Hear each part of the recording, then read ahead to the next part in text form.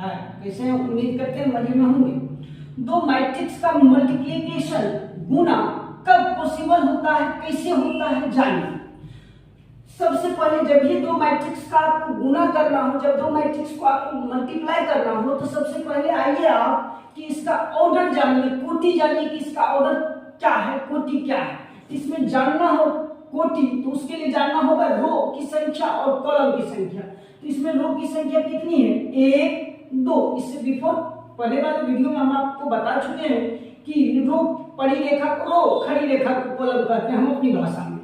पड़ी रेखा कै गो है? 2 गो है। खड़ी रेखा कै गो है? 3 गो। अर्थात इसमें रो हो गया कै गो? 2 गो। अब बाय कॉलम हो गया कै गो?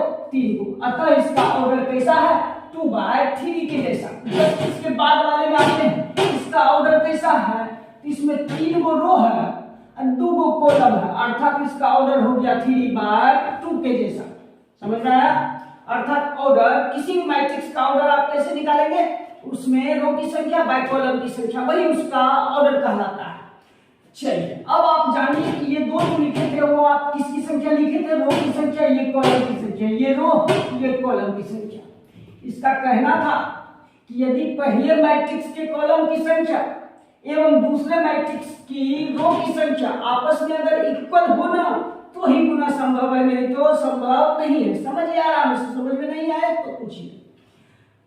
पहले मैट्रिक्स के कॉलम की संख्या कितनी है? 3 और दूसरे मैट्रिक्स के रो की संख्या भी कितनी है? 3। अर्थात ये दोनों आपस में क्या है? इक्वल है। तो जब इक्वल हो तो समझ जाइए ये सवाल सही सलामत है। अगर इक्वल नहीं होता ना तो तब ये क्वेश्चन को काट देते, कह देते क्वेश्चन गलत। अर्थात पहले मैट्रिक्स के कॉलम की संख्या एवं दूसरे मैट्रिक्स के रो की संख्या अगर आपस में इक्वल हो तो ही गुना संभव है, नहीं तो संभव नहीं है। अगर संभव हो तो इसके गुणनफल का ऑर्डर, इसी वजह से यही सब देख के एक्स-रे मशीन सब जो निकला है, यही देख के एक्स-रे मशीन निकला। पहले आप पता कर लेंगे कि इसके गुणनफल का ऑर्डर कैसा होगा। तो अर्थात यदि पॉसिबल हो ना तो इसके गुणनफल का ऑर्डर हमेशा होता है पहले मैट्रिक्स के रो की संख्या बाय दूसरे मैट्रिक्स के कॉलम की संख्या। मतलब पहले में रो की संख्या कितनी है? 2 और दूसरे में कॉलम की संख्या कितनी है? 2। अर्थात इसके गुणनफल का ऑर्डर कैसा होगा?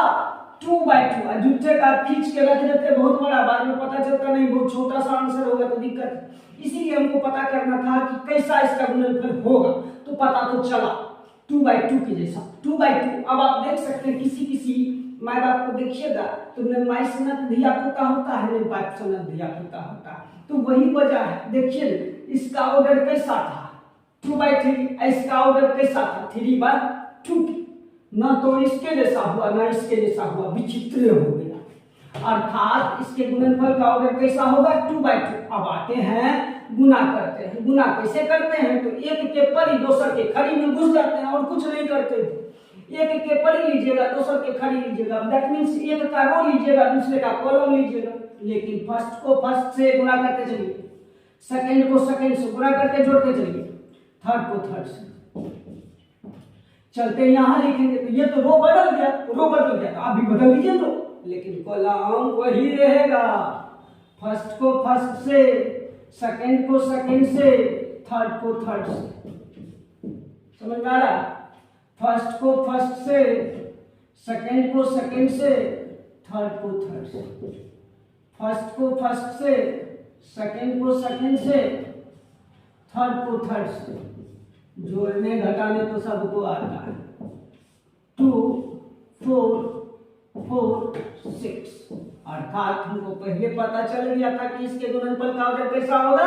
2/2 के जैसा होगा। आई होप कि आपको समझ में आया होगा। अच्छा लगे तो लाइक एवं शेयर तो बनता है। धन्यवाद।